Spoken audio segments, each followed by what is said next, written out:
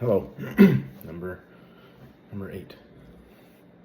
I wanted to talk about hanging out with my kids and routine and influence and learning, maybe a little bit of self-reflection, addiction, all those things that kind of come into play as you're going through this life and learning about who you are,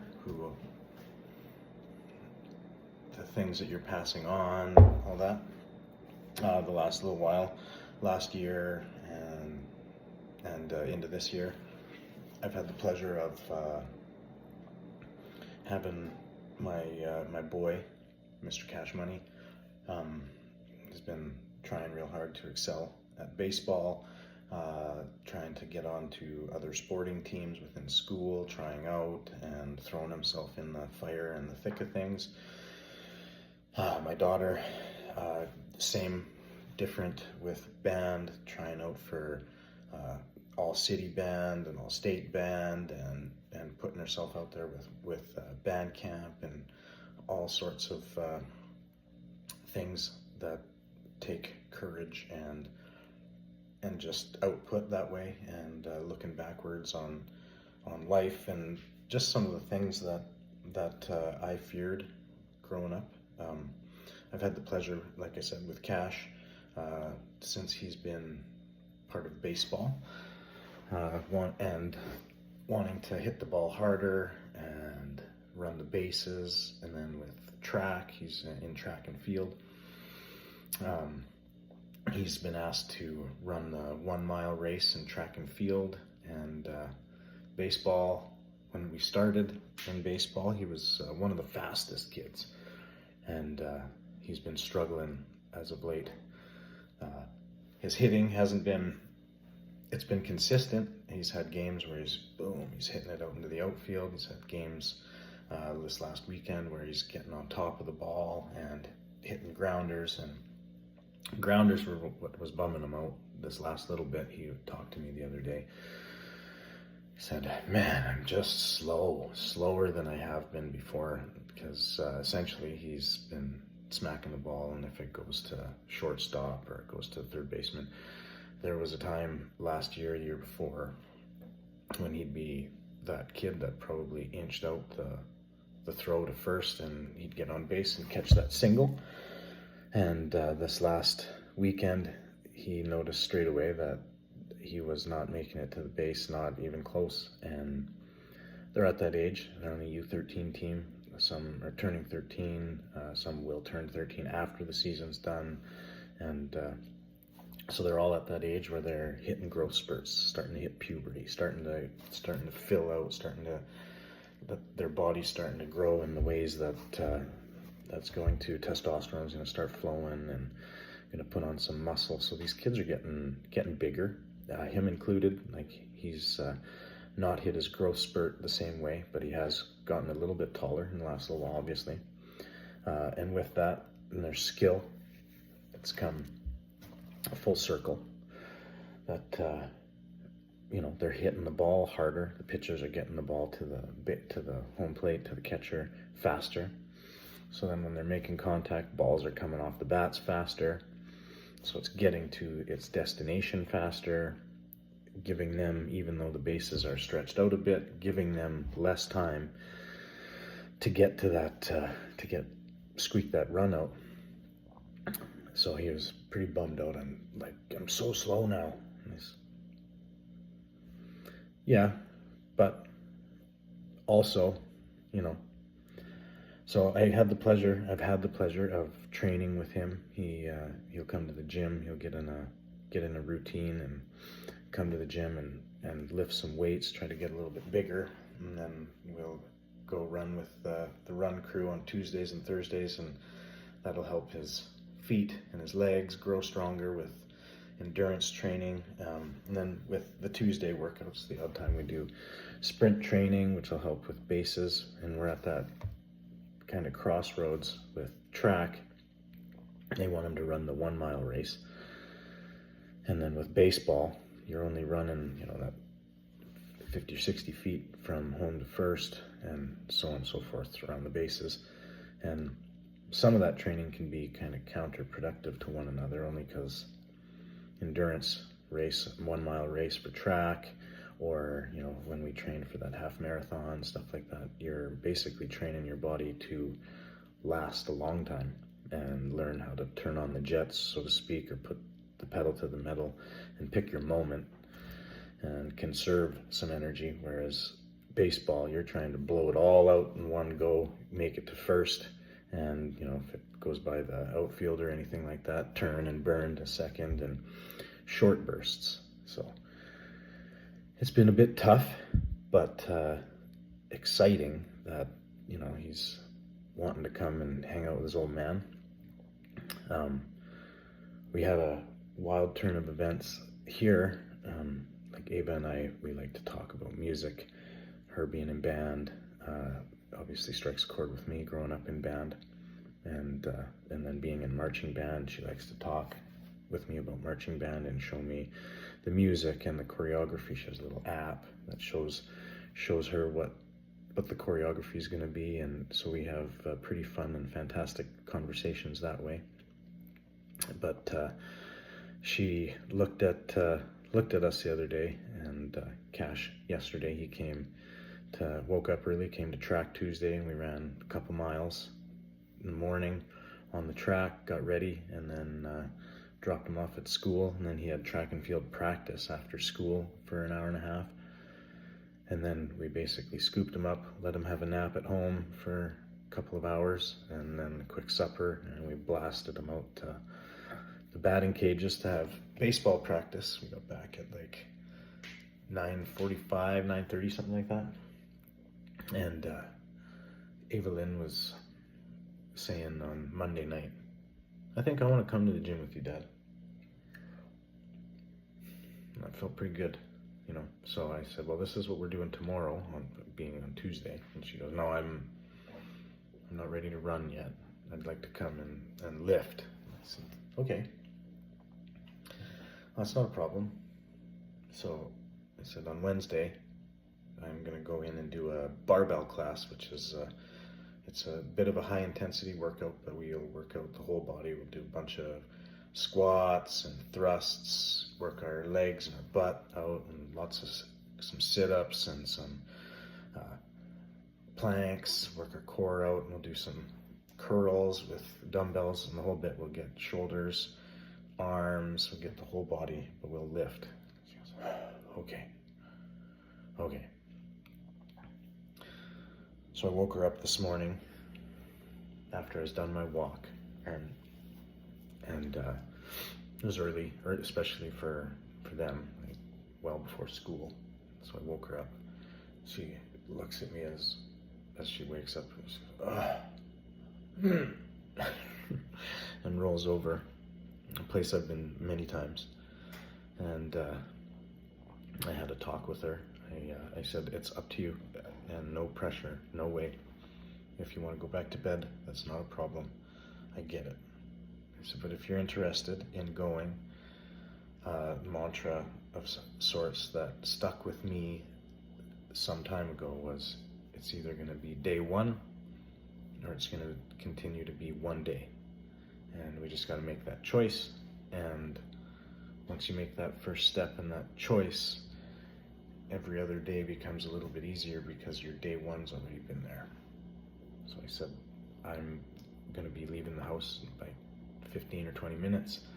I got to go out and finish my journal entry and fill up my water bottle, and then I'm going to jump in the truck. And so I was just finishing my journal entry. I was listening to my vision video, and then flipping it over to a motivational video to get my morning started, and looked over just as I was finishing putting my pen down, and she was filling up her water bottle. So we went and got some good daddy-daughter time in the morning, and it felt pretty good. And I remember growing up, everybody's like journey towards fitness, anything like that, it's a hard road, especially if you're uncertain or unsure of what to do or how to get started. I can remember, for me, anybody that I knew, all of my aunts, my uncles, my parents, they all grew up on farms, and they, had ventured into the city, and they weren't maybe weren't playing sports anymore and stuff like that, and competitive sports at that, like, wasn't happening anymore, so the need to work out was far less. Things like that, research on and scientific stuff like that was coming along, and it wasn't where it is now with all that. So I know when I decided one day that I wanted to start, man, it was intimidating. I spent many years just beating around the bush and kind of flip-flopping on if I wanted to go, if I didn't want to go. I paid for many a gym membership, and I'd have the motivation to go, and I would go 14 days in a row, and then a friend would phone, hey, we got a birthday party tonight. Okay. And all of a sudden then you're up all night, and then you're not going in on Saturday, probably because you don't feel good. You stayed up too late, and maybe you're drinking or carrying on. Maybe you weren't. It doesn't really matter, but you're up late, and you wake up, your alarm goes off, and like, not today. And that slippery slope's pretty easy to fall back into those routines. I remember finally I was hit my mental rock bottom. I was about 300 pounds, 298 pounds, as big as I'd ever been. COVID and the lockdowns had I believe they had finally lifted officially to where they are now. Obviously, like, just they didn't come back into effect. And I told myself, I told my wife, I told my kids, I am going to just go for like 14 to 21 days in a row. And that was the only thing that I really understood. I was going to go every single day to try and enforce in here some form of a habit. Do something hard at the gym, force myself to feel tired, so that when Kylie or the kids, someone was like, let's watch a show, maybe I fell asleep on the couch, and then all of a sudden it was like, all right, let's go to bed. Okay. Friday nights, going to bed at 9, never hurt nobody. Wake up early on a Saturday, drink your coffee, get your workout done. You got the whole day ahead of you. That was my thought process. And I was doing pretty good, losing a couple of pounds. I'd started on a ketogenic, carnivoristic style diet. I started to feel some changes going on in my body, and that consistent nature of going to the gym. And a friend of mine up in GP, the Iron Nation in GP, Andre, he was working the morning shift. Pulled me aside on my way out of the gym I believe it was on a Saturday or Sunday. Saturday, because he was always off on Sundays for the babies. And he said, hey man, I got the thing I think you need. And I said, what's that? He said, it's called the Fit for Fall Challenge. And essentially it's going to be put on through all the Iron Nations at that point. And that was, I think they had one in GP, they had one in BC. I think that was it at that point. They have a few more now, which is freaking awesome. But yeah, I think there's 2. And he said it's going to be a competition between anybody that wants to join between both Iron Nations. It's 8 weeks long. We're gonna give you a 8-week meal plan and a workout program, and whoever can lose the most weight and stick to the challenge is going to win. We talked win a prize. So there's something like a light at the end of the tunnel, or pot of gold at the end of the rainbow, so to speak. We talked for a little bit longer. I was getting a shake on the way out, and I just had this ringing in my head, like, you just got to do it. I don't know why, but you just got to do it. And so we were in between, like COVID was just coming out. Work was a bit slow back then, like just getting things going again. And so I did that whole ask for forgiveness instead of begging for permission deal. And I just paid for this challenge.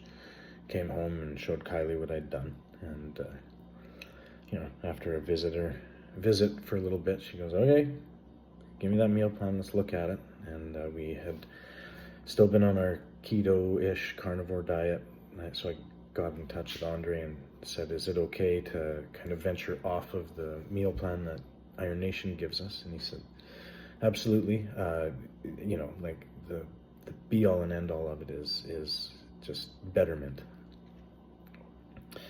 So we played with everything with our diet, figured out what was gonna work best for our house and for me at that point, to stay on that diet but be within our caloric needs as far as the challenge went.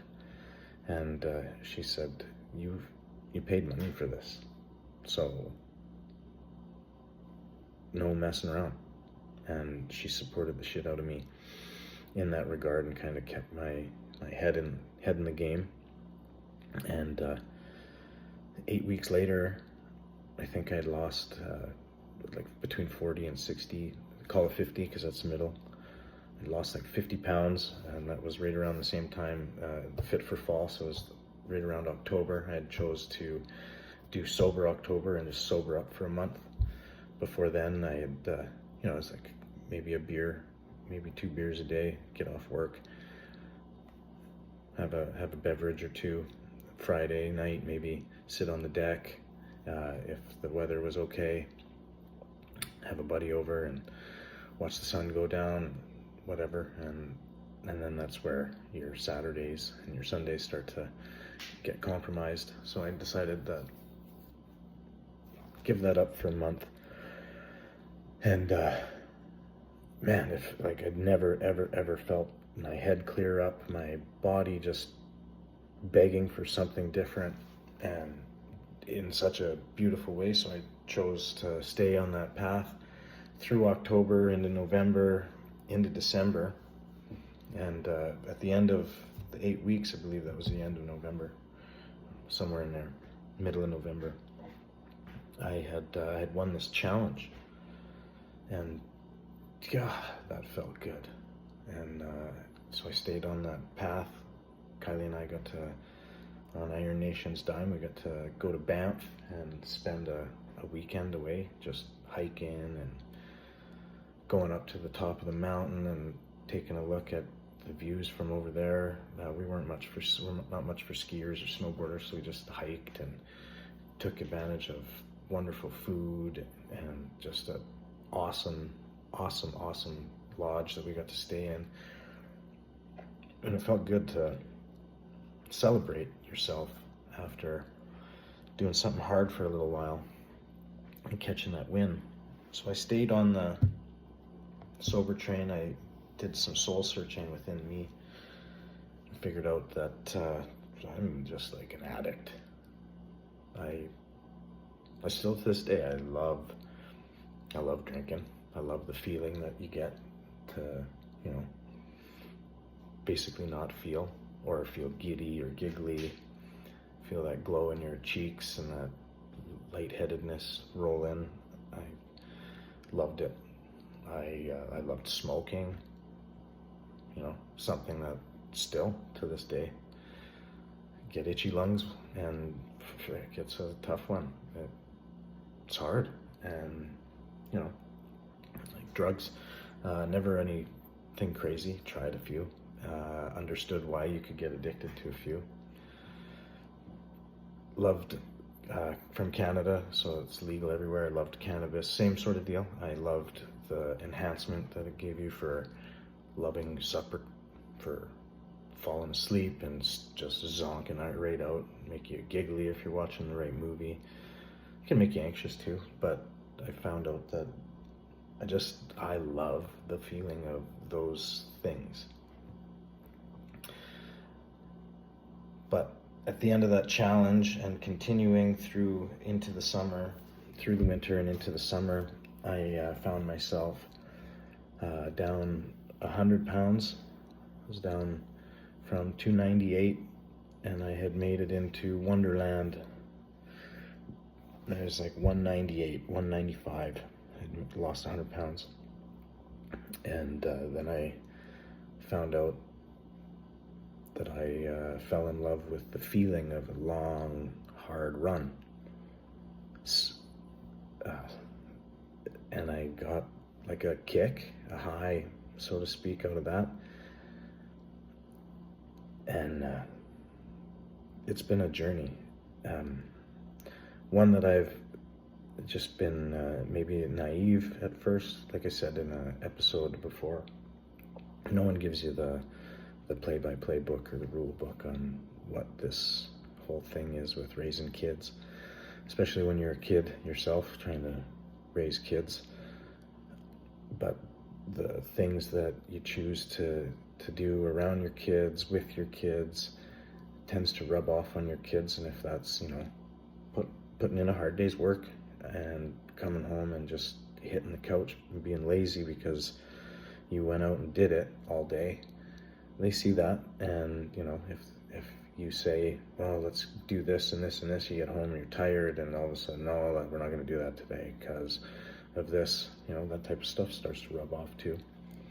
And I think little did I know or understand, I was rubbing off on the whole household as I gained all my weight and found myself into basically a depression of sorts. It was tough. It was tough to look myself in the mirror back then. It was tough for me to lean over and put my socks on, for God's sake. And I gave myself any excuse and every excuse in the book. I'm a big boned kid. I've always been a big kid. I'm probably never going to be this type of weight. I just know, like, my rib cage is like out to here, and I don't think that I got a body for that type of a weight. And it was a tough look in the mirror, to look myself in the mirror at that and say, you're eating your feelings, you're drinking your feelings, what are you doing? You got a beer in your left hand and a cigarette in your right hand. That's, fairly detrimental to what you're wanting and hoping to do. And I finally made a change. I was talking to Matt on Monday. Him and I had a video call, and that's how I opened up with him there. It was just like, fuck, man, like, I'm an addict. Like, for lack of a better, it's just the easiest way to call it. Call a spade a spade. I love the taste of booze, beer. Like, I love it. I can have, nowadays, I know I can have one, I can have two, and then I can cap it. But I also know last year we were doing the Tall City Beer Run here in town, Midland. And you go and run a 5K at the Tall City Brewery here, and they host community involvement, beautiful thing where the community just comes together and, like, literally for fitness. And there's a 1 mile option, a 2 mile option, and a 3 mile option. And when you're done, if you participated, you also, for benefit of so that they can get some money back as well. It's happy hour for anybody who participated in the beer run. And I remember sitting down, introducing Kylie and the family to the people that I fell in love with down here, and having a couple of brews with them. And then the next morning, waking up and meeting them all to go and do a run. And I had 2 beer. I was still home by 9:30, sleeping by 10. Woke up the next morning, and those 2 beers. It was just foggy in the brain, but I knew that was going to go away. Like, at that point, I had chalked it up to, it's just early. And then my muscles and my legs, they tightened right up for trying to do 6 miles, do a 10K, and we did it, but I'm pretty sure I limped the last 2 miles out because my calf seized up, and just like, what the hell is this? And that was all that I could chalk it up to. I had 2 beers the night before, and they were delicious. But to what? What was the benefit? I got to socially hang out with my friends and visit. We got to enjoy a local brew, and it was fun.